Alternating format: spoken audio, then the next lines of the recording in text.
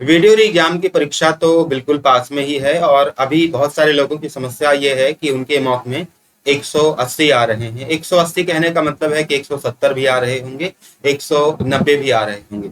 चूंकि ये री एग्जाम है और 5 सालों के बाद हो रहा है और पदों की संख्या उतनी ही है, और इस बार जैसे एजेंसी का परिवर्तन हुआ है तो रीजनिंग के आसान आने की बात कही जा रही है। उस आधार पे अगर हम पिछले साल की कट ऑफ बात करें जो 211 नंबर थी, इस बार कट ऑफ स्लाइटली उससे थोड़ा सा ऊपर जाने की अपेक्षाएं ऐसी जताई जा रही हैं। तो सभी को ये उम्मीद है, सभी का ये प्रयास है कि उनके जो नंबर्स हैं वो तो 220 और 225 के आसपास लाई करें, ताकि वो अपने आप को एक सेफ जोन में फील कर सकें। अब अगर मॉक टेस्ट में ही 170, 80 या 190 नंबर आ रहे हैं तो ये डाउट होना या संदेह होना बहुत सामान्य सी बात है कि क्या हम परीक्षा में 220 या 230 कर पाएंगे। और ऐसे समय में बहुत सारे लोगों के मन में एक ख्याल आ रहा है कि अगर मेरा यहाँ 180 या 90 आ रहा है तो मैं वहाँ कैसे 220 या 30 ला लूंगा। इसका मतलब मेरा होना ही नहीं है, मैं एग्जाम दूं या ना दूं, मतलब पहले से ही वो डिमोटिवेट है या कुछ निगेटिव ऐसी बातें उनके अंदर चल रही हैं। देखिए, मैं आपको एक बात कहूंगा कि जो एक्चुअल एग्जाम होता है और जो मॉक टेस्ट होता है उन दोनों में थोड़ा डिफरेंसेस होते हैं। अगर हम एक्चुअल एग्जाम की बात करें तो एक्चुअल एग्जाम बहुत बैलेंस्ड बनाया जाता है, यानी वहाँ कठिनता का स्तर, प्रश्नों का स्तर वो बहुत ध्यान से, बहुत विचार करके बनाया जाता है। लेकिन मॉक में ऐसा होता है कि मॉक कंपैरेटिवली एक्चुअल एग्जाम से हमेशा ही कठिन बनाए जाते हैं।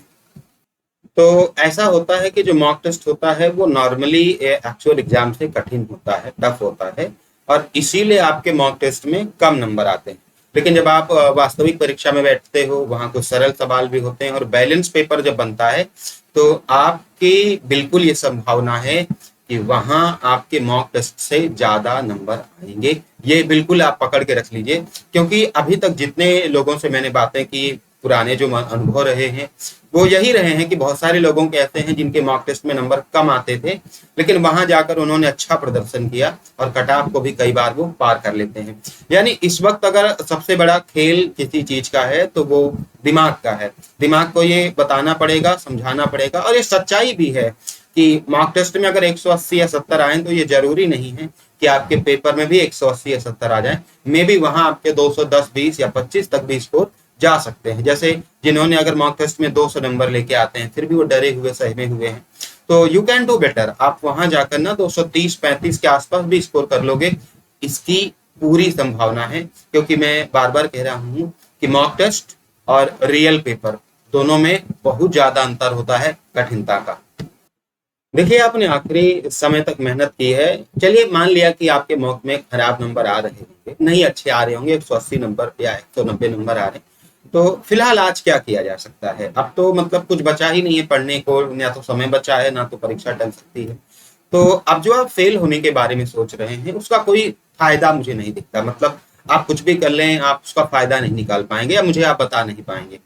तो अब जब फेल होना ही है, मतलब जैसा आपने सोचा है, या अगर आपने सोचा कि 180, 90 आने ही है तो ठीक है, आने दीजिए। आप परीक्षा बहुत कूल माइंड से दीजिए, मतलब ठीक है 180 नंबर, 90 जो भी आ रहे हैं उसको छोड़ दीजिए।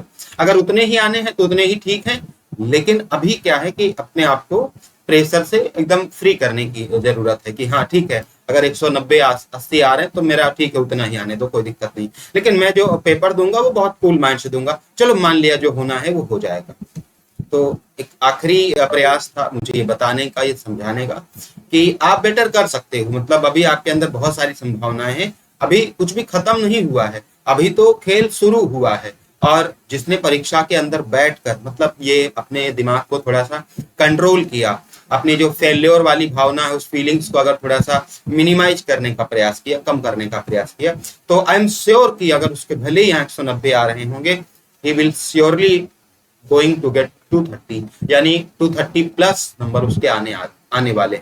छोड़ दीजिए बिल्कुल कि हाँ ठीक है, अब इतना ही है, जो भी है यही था, पर्याप्त है, अब इसी के साथ हमको जाना है। तो बस इतना ही था इस वीडियो में। फिर मिलूंगा आपसे। पूरे इत्मीनान से, पूरी ईमानदारी से पेपर दीजिए, आपका परिणाम अच्छा होगा। शुभकामनाएं मेरी और आपके परिवार के समस्त आपके प्रियजनों की आपके साथ हैं।